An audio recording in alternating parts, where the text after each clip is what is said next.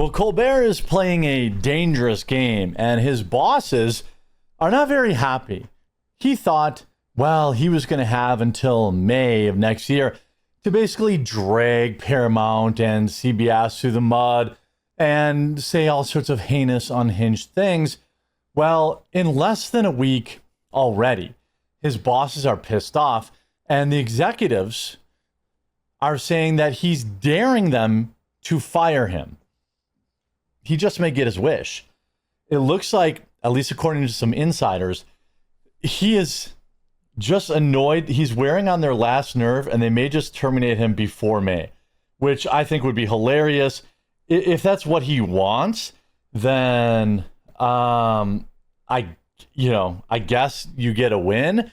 You get to humiliate yourself on the way out the door. I mean, I don't know what Stephen Colbert is going to go do after this. He's already single-handedly destroyed late night, so maybe he'll start a morning show and destroy The View. That would actually be all right. He's daring us to fire him. How Stephen Colbert is allegedly rubbing executives the wrong way following the Late Show's cancellation. Bosses at the I-Network are not happy. The announcement of the Late Show's cancellation at CBS sparked discussions in various circles. Not only have the entertainment industry analysts been saying their takes, but celebrities like Bowen Yang, who's that? Jimmy Kimmel, Seth Meyers have expressed their disapproval of the move. For his part, Colbert hasn't shied away from addressing the situation. During a show last week, Colbert didn't hold back while discussing the cancellation and criticizing his employers who reportedly have strong feelings about his sentiments. The weirdest thing about Colbert's nuclear cope is that it's completely unfounded. The idea that a business canceling a sub-business that is losing them $50 million a year, like, what were they supposed to do? Maybe Stephen Colbert should take less money. Maybe Stephen Colbert should figure out, hey, how can we produce The Late Show for less than $100 million a year? Maybe Stephen Colbert should have been telling CBS, hey, can we produce the show for $40 million? I'll take a pay cut. Let's do this. Let's do that. That's what I would do. I haven't made as much money on YouTube as I did, 2 or 3 years ago was like the best year ever on YouTube. Every year since then, I've made less money. And I've had to make changes. I used to have 2 full-time editors. Now I don't. I used to have, extra niceties that you have to cut back on. I have to do more work. I used to pay somebody to upload all my content to various platforms. Now I have to do that myself. But I did it to keep the business going. But apparently when you're a communist, you have no idea how that works. Now on Monday, last Monday, he discussed the fact that CBS is destroying their show.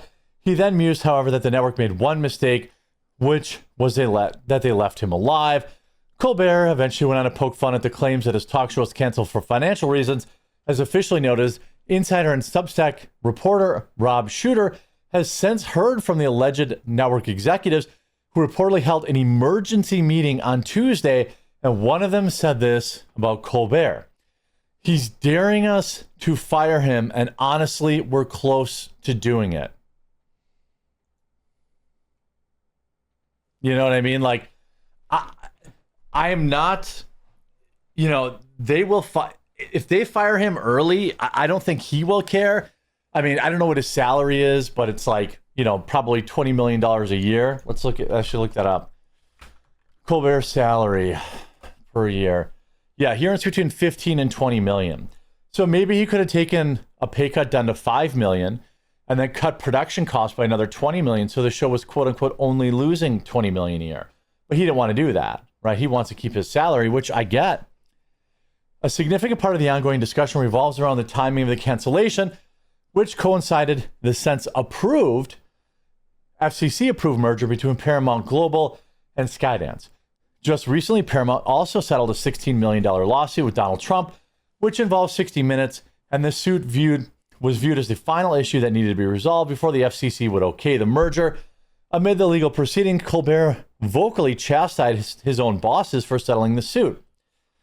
The former Colbert Report host discussed POTUS, who celebrated the Late Show's cancellation, even more during his Monday show when he dropped an F-bomb at the president's expense and referred to himself as a martyr, which is obviously hilarious. Nobody will remember Stephen Colbert. Nobody. Stephen Colbert has not had an impact on society. None of his shows are memorable. He has changed nothing. He is dust in the wind.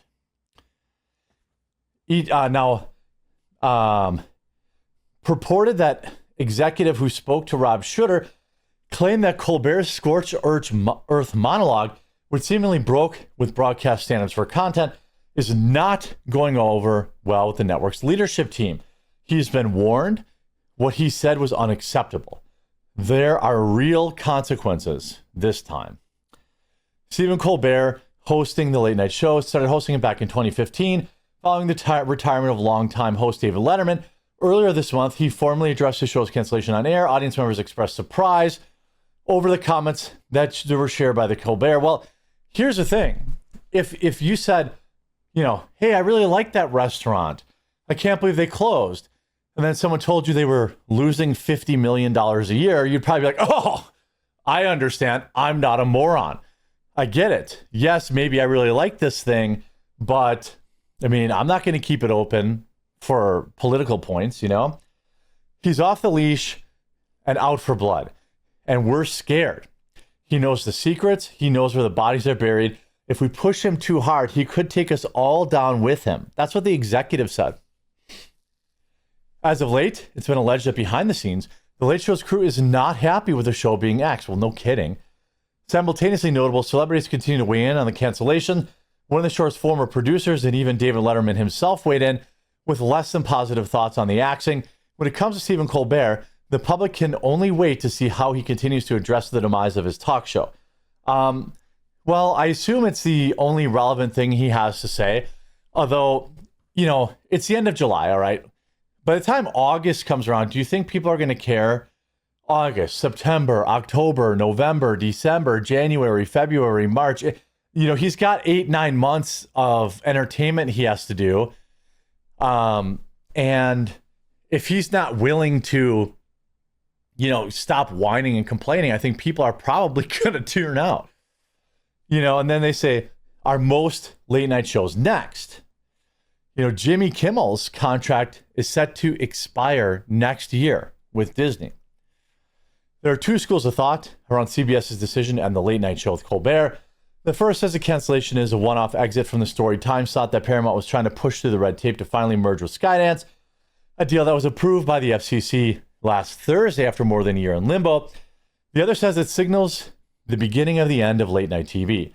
Well, if it's the most popular and it's losing $50 million a year, I imagine that the Jimmy Kimmel Show isn't making that much either. The entertainment industry will have a better sense of the truth, where the truth lies, next year when Disney decides the fate of Jimmy Kimmel's late night show, Jimmy Kimmel Live. While NBC recently extended the contracts of two of its late night show hosts, Jimmy Fallon and Seth Meyers, into 2028, Kimmel's contract is set to lapse in 2026. And I think it's worth noting, obviously we don't know what month, but if it's in January and they haven't renewed it yet, that's pretty odd. That's definitely a curious thing. Jimmy Kimmel Live has been a late night staple since 2003. I've never watched it. Acting not only as a typical talk show in the circuit, but as a valuable marketing hub for Disney's slate of theatrical and television content. That's the one difference. Now, Paramount could have thought the same thing about Colbert, but I guess, they weren't worth it. Kimmel will also frequently host several stars from the same project, often for blockbuster titles like Marvel, Star Wars, and the company's animated franchises. Clips from those chats fed onto Kimmel's YouTube channel, which has more than 20 million subs across social media, help generate buzz for upcoming Disney projects. For comparison, Fallon's show has 32 million subscribers, while Colbert stands at 10 million and Myers is at 5 million. Well, Fallon's way more popular. I think it's because he has all those musical guests on. It's going to be interesting to see if that happens. Jay Leno, though, points out exactly why this happened. Jay Leno criticized modern late night comedy for alienating half of the audience with partisan politics. Well, yeah. Jay Leno, thank you so much for your hospitality. Well, thanks for coming, you guys. I appreciate it. We're here in Jay's garage in Burbank, California. Yeah, it's pretty obvious we're in a garage. Just can't say this in my living room. But a lot of divorced guys, they have a living room that looks like this. And I remember walking in one guy's house, and he had a heart. No, let's not. That's 16 minutes long. He says, I read that there were analysis done on your work on The Tonight Show for 22 years, and that your jokes were roughly equally balanced between going after Republicans and taking aim at Democrats. Do you have a strategy? He asked Jay Leno. It was fun to me when I got hate letters like, Dear Mr. Leno, you and your Republicans taking aim at... Wait, I'm sorry. Where's this? It was fun to me when I got hate letters like, Dear Mr. Leno, you and your Republican friends, as well as, hey, Mr. Leno, you and your Democrat buddies are happy over the years, over the same joke. And I go, well, that's good, he said. That's how you get the whole audience. Leno went on to note how late night comedy has changed amid the current divisive political landscape. Now you have to be content with half the audience because you have to go give your opinion, Leno said. I knew, when Trulio asked Leno if he had any advice for comedians today, he referred to a longtime friendship with Rodney Dangerfield. I knew Rodney 40 years. I have no idea if he was Democrat or Republican. We never discussed it. We just discussed jokes. And to me, I like to think that people come to a comedy show to kind of get away from things, the pressures of life, whatever they may be, Leno continued. And I love political humor, don't get me wrong, but it's just what happens when people wind up cozying up too much to one side or the other. While speaking, Leno discussed how comedy could be used to create common ground, but people just refuse to do it. That's exactly true. I don't want to tune in. I know a lot of people like Gutfeld, right? But I'm just using him as an example. He's obviously wildly more popular than anyone else. But even I don't want to tune in at night to more dunking on libs. I consume so much of it during the day that I'm more likely to watch a thriller or a television series that is apolitical, or a true crime series or something like that. Here you have the Washington Examiner. Stephen Colbert should be fired right now. Here's why. I mean, his meltdown is going to end up getting him terminated early, and I'm absolutely here for it.